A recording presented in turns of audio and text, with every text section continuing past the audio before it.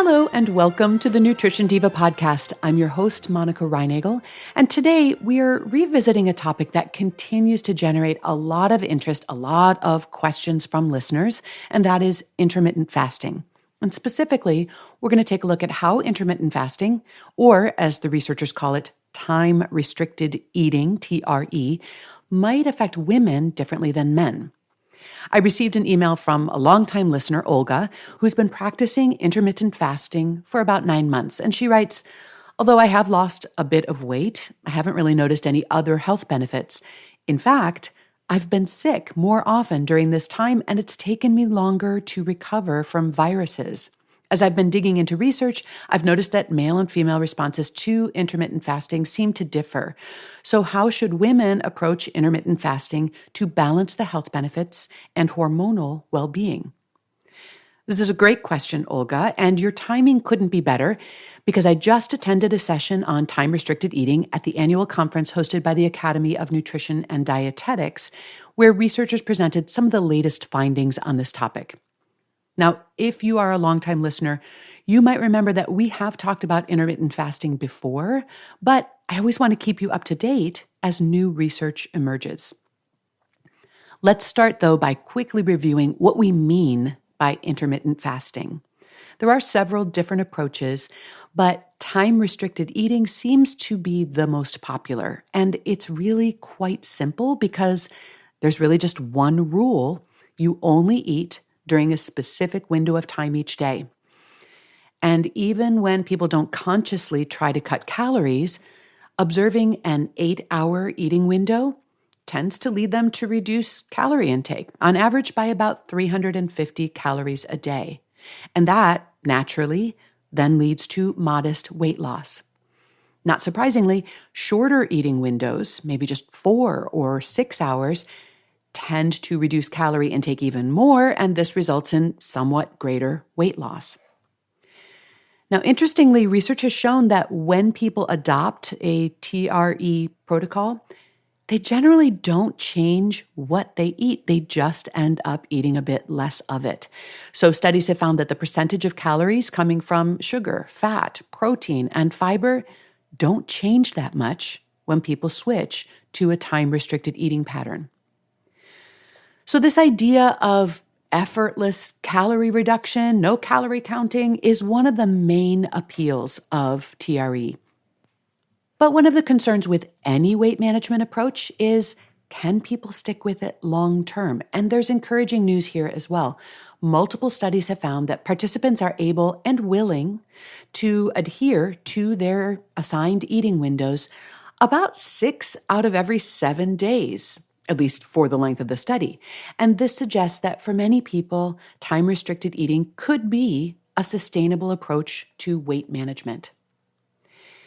Now, studies consistently find that time-restricted eating also helps reduce insulin resistance. And this is a significant finding because improved insulin sensitivity is associated with better blood sugar control and a reduced risk of type 2 diabetes. There have also been some concerns about intermittent fasting leading to the loss of lean muscle tissue.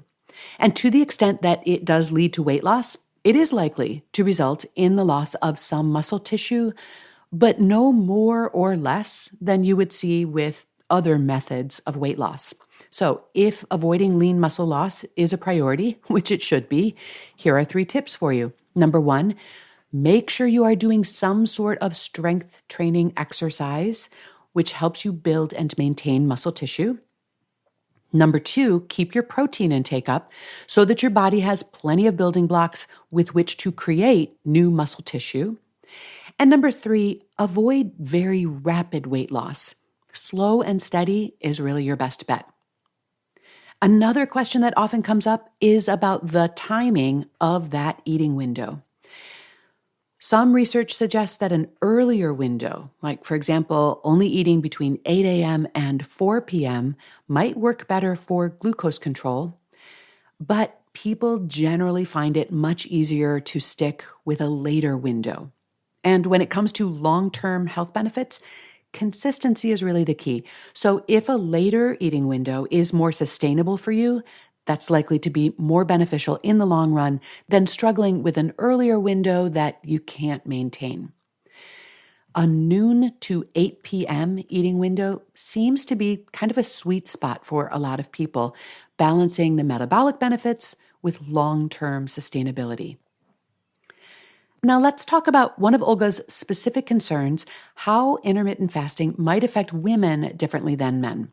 One of the studies discussed at the conference looked at the effects of TRE for up to 1 year and found no significant changes in sex hormone levels in either males or females. However, women's hormonal cycles can influence how they respond to fasting. Some women find that TRE is more challenging during certain phases of their menstrual cycle, particularly in the days leading up to menstruation. And what about Olga's observation that she was getting sick more often and taking longer to recover? While we can't say for certain that this is related to her fasting practice, I think it's something to pay attention to. Fasting can be a form of stress on the body. Now, for some people, this stress can be beneficial, leading to improvements in metabolic health. But for others, particularly if the fasting period is too long or if there are other stressors in their life, it might tip the balance in the wrong direction. Now, the studies looking at TRE generally have a very low rate of adverse effects or health issues. In most cases, these are similar to those that are observed in a control group who is not doing it. However, nutrition isn't one size fits all. In virtually any study that shows a given outcome, for example, there are going to be some people, a subset of subjects, who did not experience that outcome. So, if you decide to try something like time-restricted eating, it's a good idea to go into your experiment with a clear idea of what outcomes you're hoping to see and how you will evaluate them so that you can assess whether or not it's worth continuing. And secondly, you'd want to also pay attention if it seems like the experiment may actually be having unintended consequences, such as seeming to lower your resistance to infection, and be prepared to decide that this approach may not be for you or to modify your approach. But if today's exploration has you thinking that TRE is something that you'd like to experiment with, let's talk about some practical considerations. Number one, you can start with a wider eating window. While many studies use eating windows of 8 hours or shorter, other research has found that even a 10-hour window can be effective. So if you're new to TRE or you're finding a shorter window challenging, consider a 10 or even a 12-hour eating window. Number two, be flexible. The research also shows that you don't need to stick to exactly the same hours every day. Varying your eating window by about an hour day to day doesn't seem to compromise the effects of TRE. Number three, give yourself a little time to adjust. Most people do need 1 to 2 weeks to adapt to a new eating schedule. And during that time, you might feel hungry or have some mild discomfort, but this usually passes as your body adjusts. Number four, again, pay attention to protein intake. To help maintain muscle mass while losing fat, make sure you're getting plenty of protein. Number five, also stay hydrated, continuing to drink plenty of water or tea during your fasting window. And finally, listen to your body. If you're experiencing persistent negative effects, like increased susceptibility to infection or very low energy, it might be worth reconsidering your approach. Remember, the goal is to find a sustainable way of eating that supports your overall health and your well-being. It's also worth pointing out that there are some groups who really should not practice TRE, at least without close medical supervision. And this includes children under 12, adults over 75, pregnant women, and people with a history of eating disorders.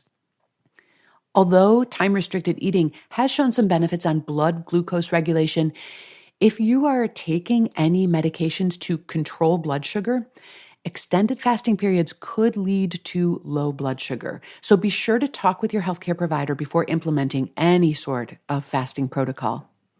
And lastly, I want to remind you that while intermittent fasting can be a useful tool for some people, It's not a magic bullet. The fundamentals of a healthy diet, plenty of vegetables, fruits, whole grains, lean proteins, healthy fats, all the usual suspects, these are still crucial, regardless of when you eat them. And if for whatever reason a time-restricted eating window turns out not to be for you, that's okay too. There are many paths to good health and nutrition. If you have a question you'd like me to answer, you can email it to me at nutrition@quickanddirtytips.com, or you can leave me a voicemail message at 443-961-6206.